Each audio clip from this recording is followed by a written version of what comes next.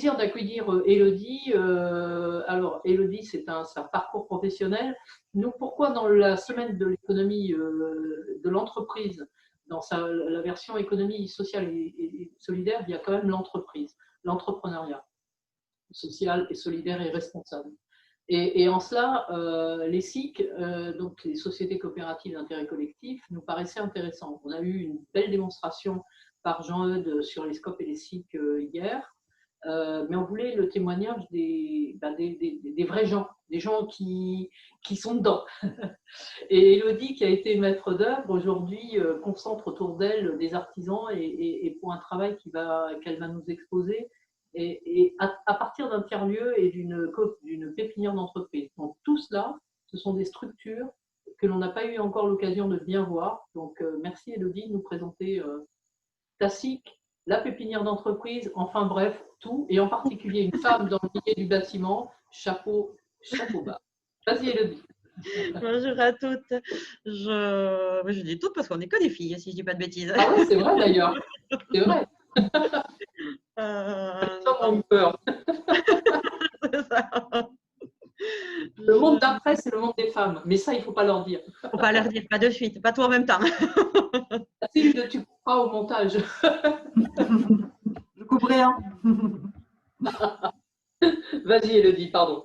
Donc, alors nous, on a ouvert en fait une coopérative du bâtiment, donc effectivement sous forme de SKIC. C'est tout récent, c'était au 1er juillet de cette année. Donc, on a mis un an à monter réellement le projet parce qu'on n'était pas tout seul. On est actuellement 19 coopérateurs dans la coopérative. Donc, forcément, ça fait 19 personnalités différentes, âges différents et sexes différents, mais d'accord. Donc, 1er juillet, ça a ouvert. On a choisi le statut SKIC parce que pour nous, l'ancrage territorial, le fait de mutualiser était important. Donc, soit c'était la SCOP, soit c'était la SKIC. La SKIC permet en fait aux entreprises et aux artisans qu'on a de rester indépendants. Ils font partie de la coopérative, mais ils ont quand même leur entité à côté qu'ils ont déjà depuis 20 ans pour certains à côté.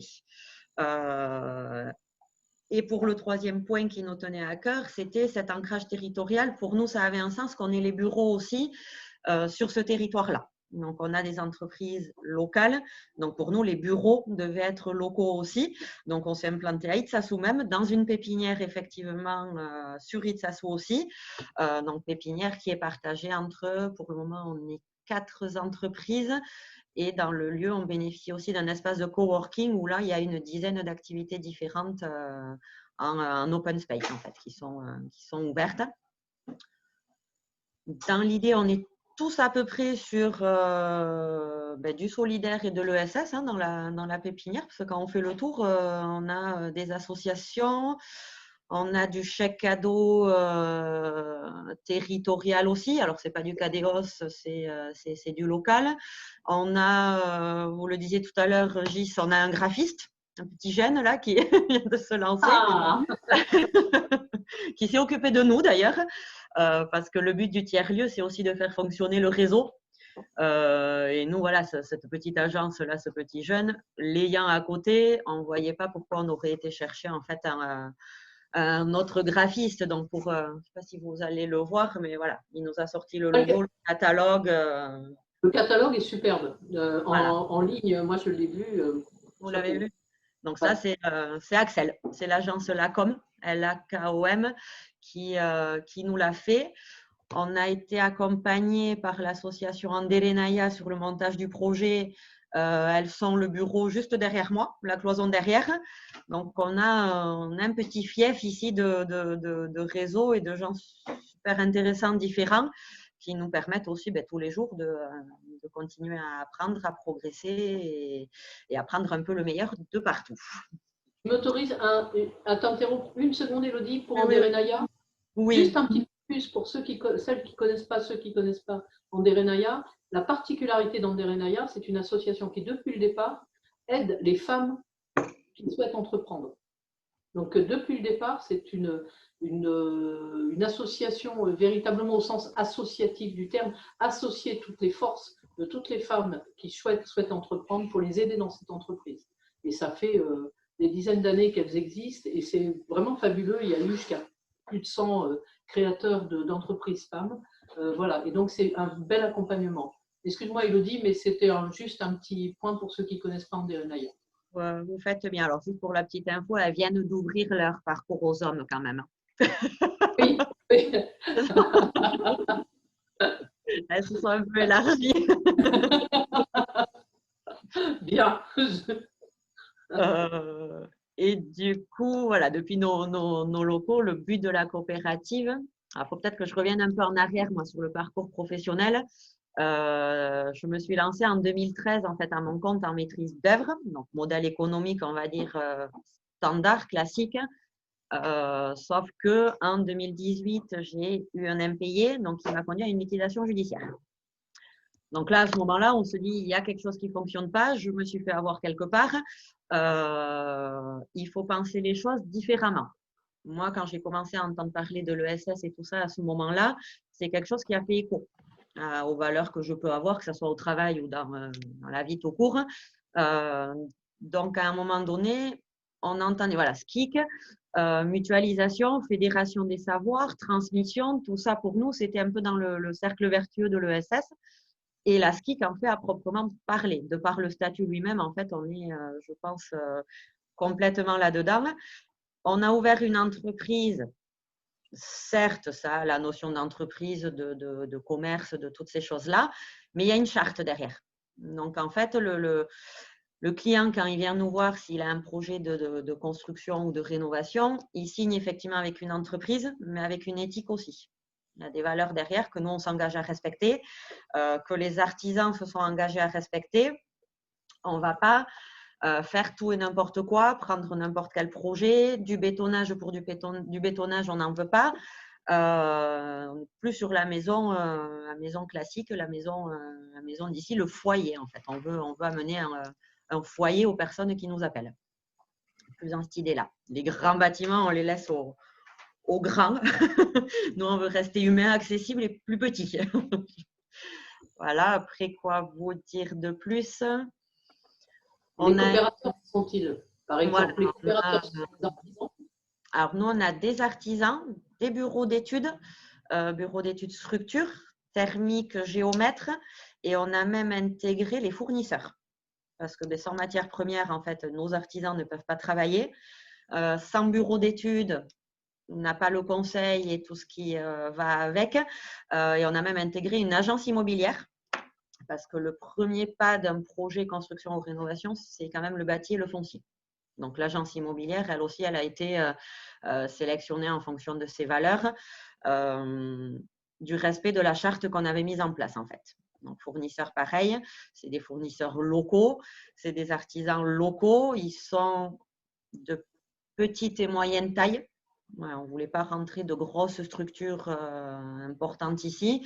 C'est le petit artisan tout seul qui se sentait isolé. Parce que moi, en tant que maître d'œuvre, j'ai suivi des chantiers, mais des fois, je dis j'ai suivi des hommes aussi. Parce qu'ils ont leurs problèmes, ils ont leurs femmes qui râlent parce qu'ils ne sont pas là le week-end, les enfants qui ne les voient pas, bon, ils sont un peu bourrus, mais un peu seuls.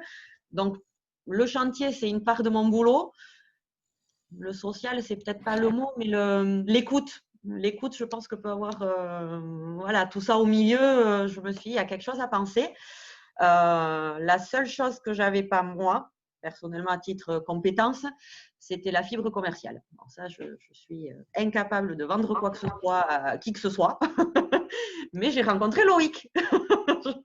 Et Loïc, lui, avait la force de vente en lui. Ah, donc, Ce mariage respire beaucoup de maisons. Ça pourrait être votre punchline. Ben, il avait un problème lui aussi avec le commerce qui ne correspondait plus trop à ce que lui, il avait envie d'y inculquer. La vente au forcing, la vente un peu agressive comme ça ne lui allait plus. Donc, on a embarqué en fait dans le même bateau, hein, à la maison comme au boulot. Voilà. On est un peu fou peut-être, certains diraient, mais on va amener les problèmes de la maison au boulot. Et non, on n'est pas sur le même domaine. Et honnêtement, la fibre commerciale, Lui, là, il sait écouter et répondre aux attentes du client. Donc, ils ont… en fait, quand ils signent chez nous, ils n'ont qu'un seul interlocuteur. C'est vraiment Loïc qui fait le relais. Moi, je suis sur le relais, on va dire, chantier avec les artisans. Mais le client, ses attentes, ses besoins, ses envies, c'est vraiment avec Loïc qui traite. Et après, en projet, c'est du petit chantier au gros chantier. Il n'y a pas de taille de chantier en fait concrète. Là, on vient de livrer une petite salle de bain. Il y avait un petit peu de carrelage, un petit peu de sanitaire. C'est pas grave, la cliente était ravie, elle était contente. Donc, nous, on l'est aussi avec. Voilà, le but, c'est pas de faire…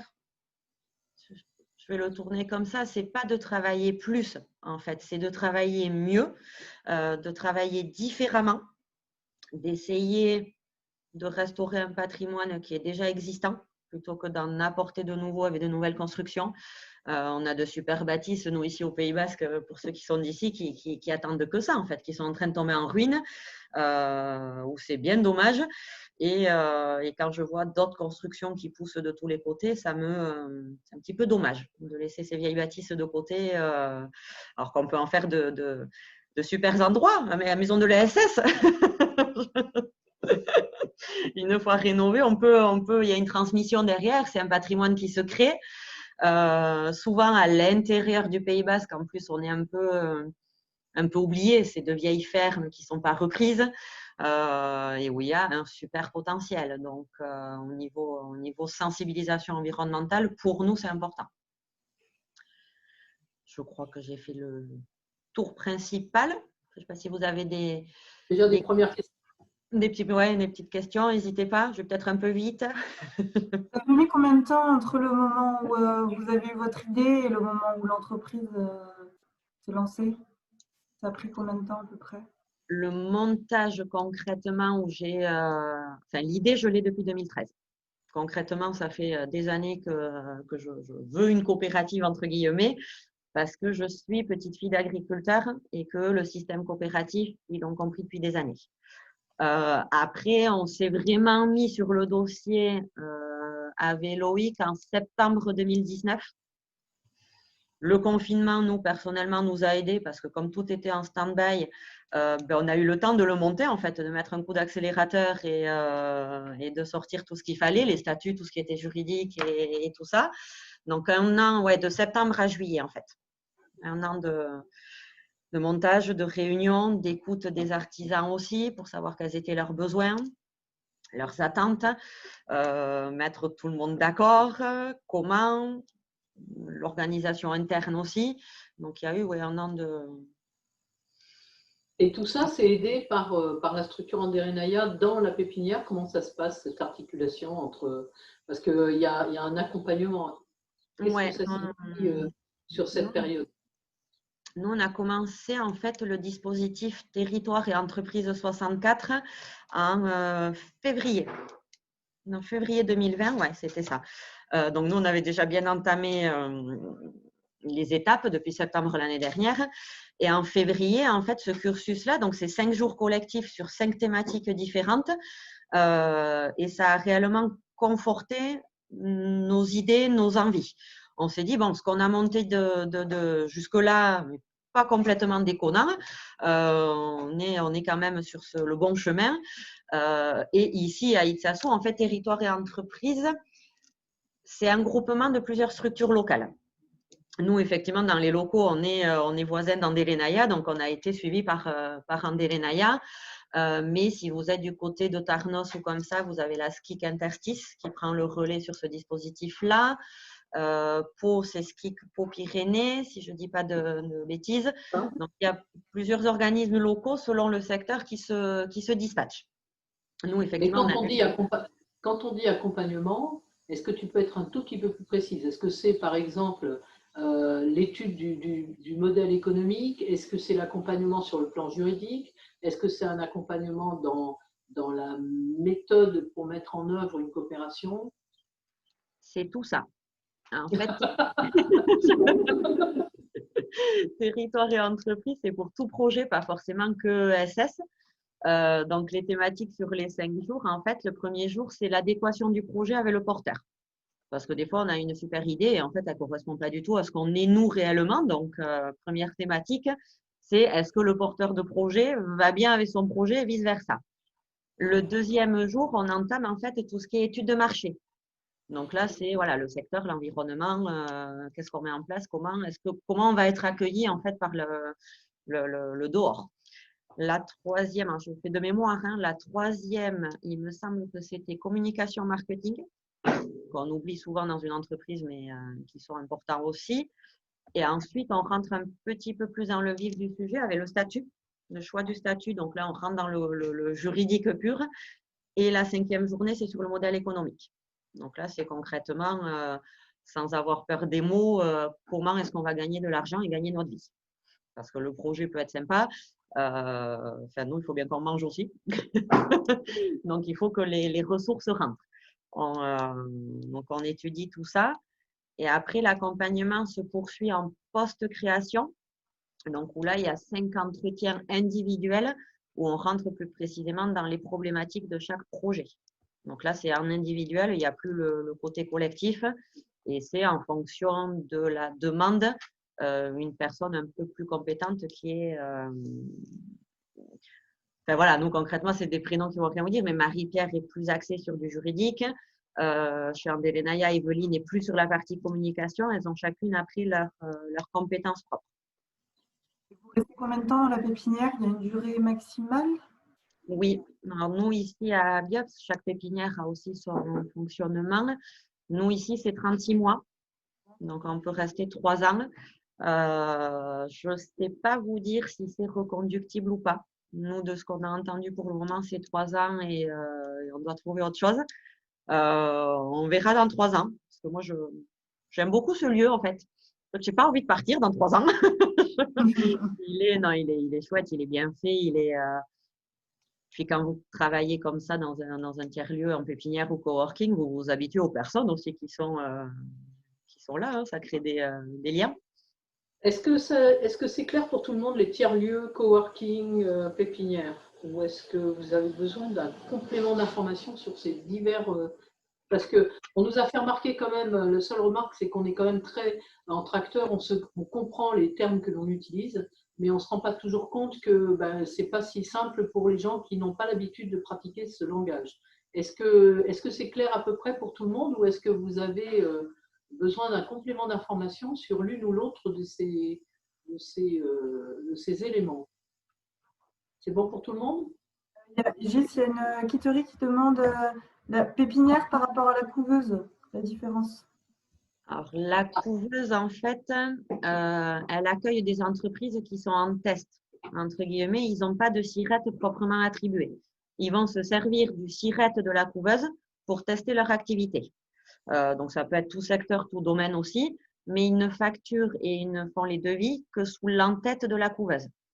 Une pépinière, elle accueille des entreprises qui sont immatriculées avec leur propre sirette, mais sur une période de 3 ans, pour nous en tout cas, et les loyers en fait sont croissants sur ces 3 ans-là. Le but, c'est qu'au bout de ces 3 ans, l'entreprise soit capable d'aller sur des locaux, on va dire, du marché classique, en ayant eu déjà l'activité testée. Mais nous, on a été immatriculés au tribunal de commerce et toutes ces choses-là. En couveuse, en fait, ils ne s'immatriculent pas. Ils peuvent tester l'activité en se servant du sirette de la couveuse. Alors, le sirette, je ne sais pas si c'est un peu le code d'identification de l'entreprise, quoi. Voilà. Et quand on est en couveuse, quand on est en SIC, pardon, comme la SIC Pau-Pyrénées qui nous a été expliquée par Gaëtan l'autre soir, lorsque vous êtes dans une SIC, donc une société coopérative d'intérêt collectif, vous pouvez également être associé coopérateur et de ce fait-là, bénéficier également de l'accompagnement, d'être salarié de la SIC en créant votre entreprise, ce qui est un super avantage. Surtout dans les périodes que l'on connaît, parce que vous conservez cette sérénité du salarié avec toutes les possibilités qui sont offertes aux salariés et tout en étant dans votre création propre. Élodie, est-ce que moi, ce qui me questionne, qui m'interroge, c'est par rapport à aux artisans. Un artisan qui fait partie, qui est coopérateur donc, dans ta SIC, est-ce qu'il est tenu, entre guillemets, par une convention que vous passez entre vous de chaque fois qu'un client le contacte, il vous le transmet, ou est-ce qu'il peut travailler de façon diverse avec la SIC et seul? Alors, en fait, il n'y a pas de convention. Nous, les artisans coopérateurs et autres, bureaux d'études qu'on a intégrés, en fait, ils prennent part au capital. Donc, on a tous le même nombre d'actions dans cette coopérative, pour un souci d'équité aussi. Donc, pour nous, en fait, la confiance s'est faite là. On s'est dit où tout le monde joue le jeu. De toute façon, dans le coin, si ça ne joue pas le jeu, ça va vite se savoir, tout se sait. Donc, en fait… C'est dans un petit territoire. Donc, s'il reçoit un client qui a besoin, on va dire, de plusieurs travaux, de plusieurs corps d'État, oui, il doit l'envoyer à la coopérative. Et à contrario, si Loïc reçoit un client qui a besoin, par exemple, de repeindre que sa chambre, nous, à la coopérative, le client, ce n'est pas intéressant pour lui de passer par la coopérative pour juste de la peinture. Donc, Loïc, là, à ce moment-là, transmettra les coordonnées du peintre coopérateur. Il ne va pas lui donner d'autres peintres à côté. Donc, c'est un peu gagnant-gagnant. C'est si on a un client que la coopérative, c'est pas n'intéresse pas, mais ça ne sera pas avantageux ni pour la coopérative, ni pour l'artisan, ni pour le client, on le transmet en direct. Par contre, vice-versa, si l'artisan, on lui propose une grosse réno, quelque chose comme ça, il doit le rentrer à la coopérative. Et à ce moment-là, pardon, vas-y, excuse-moi. D'ailleurs, les premiers chantiers qu'on a eus ont été envoyés par les coopérateurs eux-mêmes. Et tu nous disais l'autre soir que tu prenais sur cette… la SIC en tant que telle prend 7% ou 12%, je ne sais plus, 12%. Sur 12% sur la facturation, sachant que l'économie réalisée par chacun des artisans est largement gommée par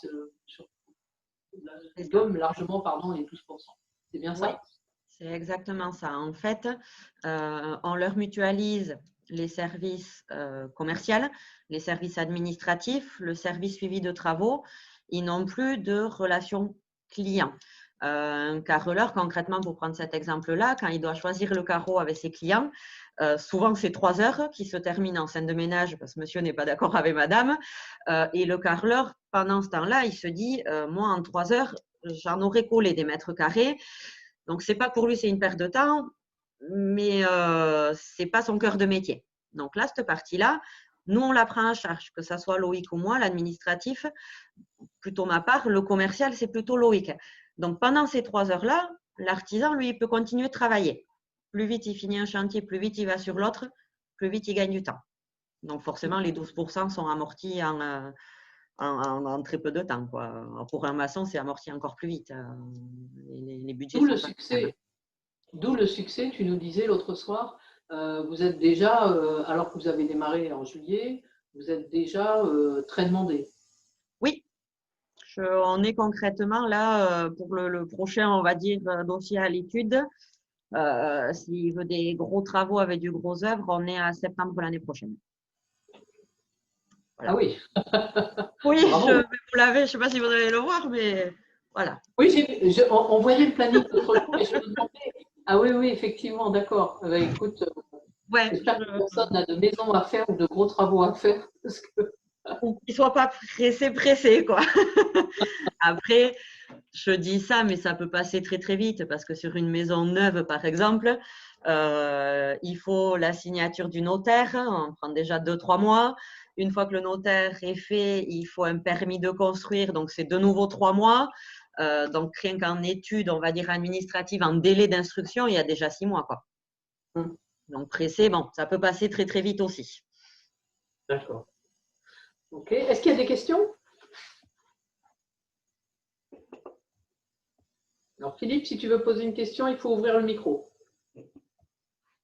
Moi, je voulais poser une question. Je voulais savoir si vous interveniez aussi au Pays Basque Sud, en Guipuscoa ou à Lava. Pour le moment, non. Pour le moment, on reste sur le secteur, on va dire, alors, Itzazu, secteur Aérobie, secteur Pays Basque. Sud des Landes un petit peu si vraiment il faut aller, mais le but c'est de vraiment rester au plus près ici du secteur. Après, pour le moment, dans les dossiers, effectivement, on va de Bidache à Cibourg et on a une construction à Cabreton. Donc, bon. C'est plus loin que le Bouscois. Voilà. Peut-être que vous ferez des petites. Vous démultiplierez la SIC par la suite, non? Oui. Après, si le transfrontalier, de toute façon, on l'a déjà concrètement. Si vraiment il vous faut des entreprises aussi là-bas où on sait qu'on peut leur faire confiance, nous, on a des coordonnées parce que de l'autre côté aussi, c'est pareil. C'est comme chez nous, ça pousse de tous les côtés. On ne sait pas forcément à qui se fier et qui est spécialisé en réno, qui est plutôt sur le neuf. Donc ça, on sait aussi donner des contacts de l'autre côté en direct pour que ça se fasse aussi en qualitatif, quoi. D'accord. Merci. Je suis à cheval sur les deux secteurs. Moi, j'ai un oncle peintre de l'autre côté aussi, donc Bon, Mileshka. Diauchetas. Alors pour les deux qui ne sont pas de notre coin, Mileshka voulant dire merci et Deouchetas de rien. Traduction, je vais faire de la traduction simultanée, mais c'est tout ce que je peux traduire. Ne commencez pas à parler en basque. Philippe, est-ce que tu voulais intervenir? Tu avais l'air de vouloir intervenir tout à l'heure, mais il faut rebrancher le micro. Et merci de représenter la jante masculine dans cet atelier de cet après-midi. Tu n'as toujours pas branché ton micro. Si tu veux parler, il faut ouvrir le micro. Voilà. J'écoute.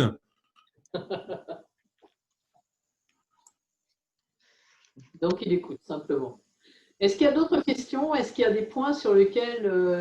est-ce que c'est clair pour vous Alors, moi, j'ai envie de résumer, et Elodie, tu me coupes si je me trompe. Hein.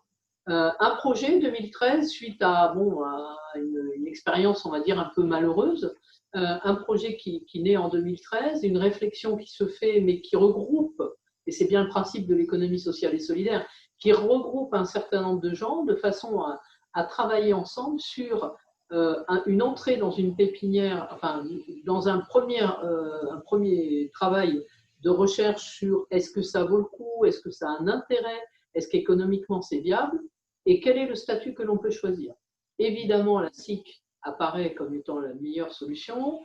À ce moment-là, ça aurait pu être autre chose, mais la SIC est une excellente solution. Et à partir de là, on démarre une activité où chacun des coopérateurs, en fait, va faire la force de l'entreprise SIC de départ.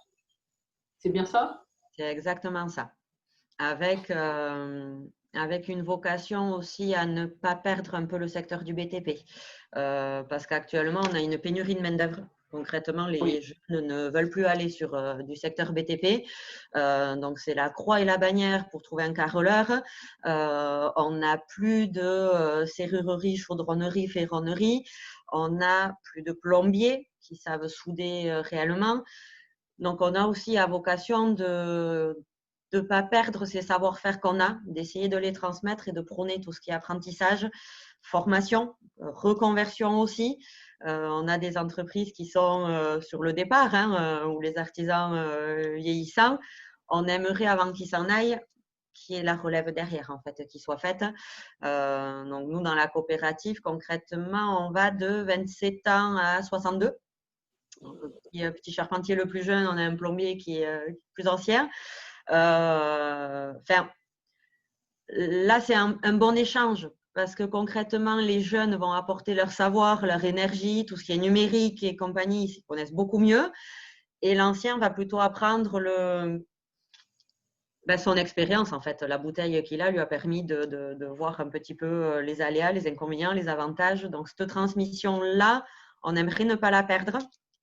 Voir avec l'éducation nationale, avec tous ces stages qui se mettent en place, leur faire comprendre que le bâtiment se choisit aussi comme voie. Ce n'est pas juste une voie de garage comme on l'entend trop souvent, on peut choisir de devenir menuisier, ébéniste, peintre. Moi, j'avais un CAP carrelage avant, Loïc avait un BEP maçonnerie avant. On peut, hommes, femmes, jeunes, reconversion, anciens, tout le monde peut le bâtiment. Alors, il y a Kitri qui pose une question. La parole est à Kitri. Alors, je ne mets pas trop le micro parce que je ne suis pas seule, en fait, c'est pour ça. Oui, ma question, c'est combien vous êtes dans le pôle, on va dire, administratif, gestion des travaux, enfin, tout ce qui n'est pas artisan, en fait. Alors, nous, au bureau, en fait, on se partage le bureau avec Loïc. Il n'y a que Loïc et moi. Donc, Loïc, elle fait toute la partie, on va dire, commerciale, relation client. Le SAV, après la réception des chantiers, pour les petits problèmes et ces petites choses-là, parce que ça arrive, hein, on ne va pas dire que non. Et gestion des travaux, c'est moi. Il n'y a que moi, autres artisans. Les artisans, ils sont sur les chantiers. Les bureaux d'études, il y en a un, en fait, le bureau structure, je l'ai oublié tout à l'heure dans les tiers-lieux, mais il fait partie de l'espace coworking aussi. Donc, je l'ai juste à côté. Je roule avec ma chaise jusqu'à lui. Donc, on est voilà, en pur, on va dire, administratif au bureau, on n'est que deux, Loïc et moi. Les bureaux d'études font le relais, eux, dans leur bureau, et les artisans sont sur chantier. Et combien d'artisans demande Kitri? 19. 19 artisans. On est 19 Alors, en tout. Kitri, je rebondis également, Élodie, je rebondis sur ce que tu viens de dire à propos de la jeunesse et de la formation. Est-ce que tu connais l'existence d'une association qui s'appelle l'Outil en main? Non. Alors, je te donnerai les éléments pour que tu les rejoignes, enfin pour que tu te mettes en lien avec eux. Qu'est-ce que c'est? Ce sont des artisans qui veulent mettre ils ont une association qui existe depuis fort longtemps. Ils ont juste besoin d'un peu de locaux pour permettre aux enfants. Ils se sont rendus compte que quand les mercredis après-midi, de façon ludique, on permet à un enfant de travailler de ses mains sur quelque chose, quel qu'il soit, on crée des vocations à l'artisanat. C'est une très bonne idée. Souvent, ce que tu disais tout à l'heure, c'est que très souvent les enfants sont marqués parce que on dit toujours fais des études pour avoir un bon métier. Enfin, on est toujours dans de façon caricaturale, il y a le bleu et le blanc, quoi. Le bleu c'est l'ouvrier et le blanc c'est bien. Et ça reste malheureusement. Et l'Outil en main est une très très belle association qui m'ont contacté X fois, mais le problème c'est qu'ils ont besoin d'un peu d'espace que nous, sur Biarritz, on n'a pas réussi à trouver, pour que le mercredi ou le samedi après-midi, ils puissent permettre, alors ce sont des retraités qui mettent à disposition, ils sont heureux de faire passer ce message, de faire passer cet amour qu'ils ont pour la serrurerie, pour la chaudronnerie, etc. Donc ça pourrait être une réponse à ta problématique. C'est une super idée. En plus, avec les petits là, direct, ouais, c'est une super idée. Avec Mathilde m'a envoyé le lien. Je te donnerai le lien et je te donnerai le nom de la personne qui s'en occupe, qui est un monsieur très sympathique, qui sera heureux de te rencontrer. Bon. Je rebondis juste sur Kitri à qui j'ai répondu, hein. Mais on n'est que deux femmes, en fait. Il y a moi et une géomètre. Alors, effectivement, après, il y a les conjointes d'artisans. Mais ce statut-là me dérange un peu, donc j'en ai un petit peu marre qu'on mette l'étiquette conjointe d'artisans sur toutes les femmes qu'il y a dans le bâtiment. Donc, pour le moment, on n'est que deux. Pas forcément en plus en travaux purs, mais avec plaisir qu'on en prendrait plus. Voilà. Mais ce n'est pas encore pour tout de suite. Hein. Un peu de chemin encore. Oui, mais c'est déjà bien, ça avance, ça avance. Il y en a de plus en plus. Ouais. La preuve, c'est que toi, tu t'étais lancée comme femme chef d'entreprise, qu'aujourd'hui, tu reprends le flambeau. Moi, je trouve ça génial et bravo. Surtout dans notre territoire qui a bien besoin de faire naître toute cette coopération et d'artisans et des forces que nous avons. Est-ce qu'il y a des questions? Toujours pas? Alors, si je vous parlais de charte tout à l'heure, si ça coupe, c'est que j'ai fait une mauvaise manip. Hein. Tu partages ton écran? Ouais, je vais essayer de mettre la charte. Tu l'as ouvert, Mathilde? Ouais, super. Je ne sais pas si vous la voyez. Super, on la voit. Il faut que tu la mettes en grand écran pour qu'on la lise mieux, peut-être. Non, celle-là, comment on fait ça? À droite, sur ton écran, tu as un petit… Non, tu n'y arrives pas? Non. Est-ce que si je zoome? Voilà, super, bah, zoom. Ensemble, on va plus loin. Ouais, donc j'en parlais tout à l'heure. En fait, c'est vraiment tous les coopérateurs s'engagent à la respecter et on est autant sur des valeurs pour le BTP, donc qui sont dans le premier, on va dire, bloc, et aussi dans l'humain. Voilà, nous, en fait, en SKIC, on fonctionne pour toute décision à prendre. C'est vraiment un coopérateur, une voix. Qu'il ait une petite entreprise, une grosse entreprise, le nombre de parts, en fait, n'importe plus. On est vraiment sur une entreprise, une voix. L'économie sociale et solidaire, c'est l'un des éléments fondateurs de l'économie sociale et solidaire. C'est ça. Alors, on a élu, nous, là, on a monté le projet avec Loïc, donc effectivement, on est président et directeur général. C'est pour une période de 3 ans. Tous les 3 ans, en fait, c'est soumis à élection. Donc, on peut être réélu comme pas, hein, mais ça peut être aussi une présidence tournante. Et en plus du président et du directeur général, nous, je ne sais pas si c'est propre au SKIC, nous, on a décidé de mettre en place un conseil coopératif. Donc, c'est un peu en fait des délégués de classe de chaque secteur. Donc, on a un délégué bureau d'études, un délégué artisan qui nous font remonter toutes les infos du terrain, de ce qui va, ce qui ne va pas. Donc, on fait une réunion par trimestre avec ces délégués où eux, en amont, ils ont le vécu, le ressenti aussi des autres et ils nous font remonter toutes ces infos-là. Parce que quand ça va, là où il faut surtout le dire, c'est quand ça ne va pas, qu'on puisse rectifier aux besoins et changer l'organisation aussi. Parce que c'est tout nouveau dans le bâtiment. Il n'y a pas de SKIC dans le BTP ici. Non, justement, c'est en ça que c'était vraiment très intéressant de faire intervenir ta SIC sur cette semaine, parce que Guérissa, c'est vraiment… Alors, qu'est-ce que ça veut dire en basque, Guérissa? Guérissa, c'est l'abri. Voilà. L'abri, c'est le foyer, c'est un peu ce côté-là, un peu maison.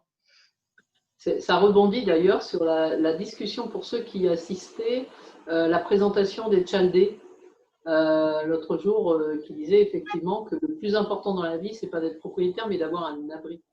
Et c'est pour ça que je rebondissais. Ok, parfait. Y a-t-il des demandes de compléments d'information à Élodie? N'hésitez pas, vous ouvrez votre micro, on n'est pas nombreux aujourd'hui, donc n'hésitez pas à ouvrir votre micro pour intervenir. Fanny? Moi, je voulais savoir si on pouvait venir vous voir quand on pourra, bien sûr, directement vous rencontrer éventuellement. Sans souci, avec grand plaisir même. On peut, nous, on a les locaux ici ouverts, donc on peut recevoir sur rendez-vous, voilà, si ça évitera que je sois sur chantier, Loïc ici, ou voilà, que vous veniez nous voir les deux, mais avec plaisir. Merci. On mettra les liens. On mettra les liens par mail à tous les participants pour que vous puissiez éventuellement prendre contact avec Élodie et Loïc. Merci. Donc, j'ai trouvé la punchline. Barrière écrire beaucoup de maisons. J'adore. Ça ne fait rire que moi, mais moi, ça me fait rire.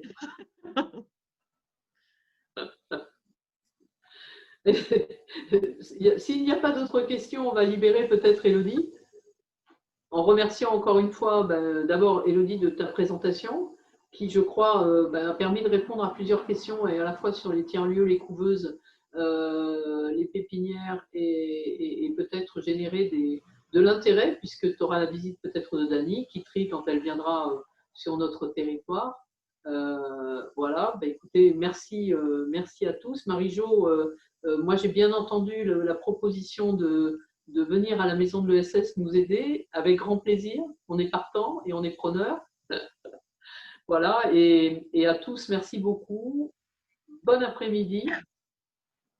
N'oubliez pas demain de suivre la super présentation aussi qui va être intéressante dans le domaine de l'habitat et de l'entreprise. C'est un mix des deux demain, puisque c'est un écoquartier, enfin oui, un écoquartier qui se construit, et donc avec une autre façon de voir les choses qui peut être très intéressante également à suivre demain à 15 h.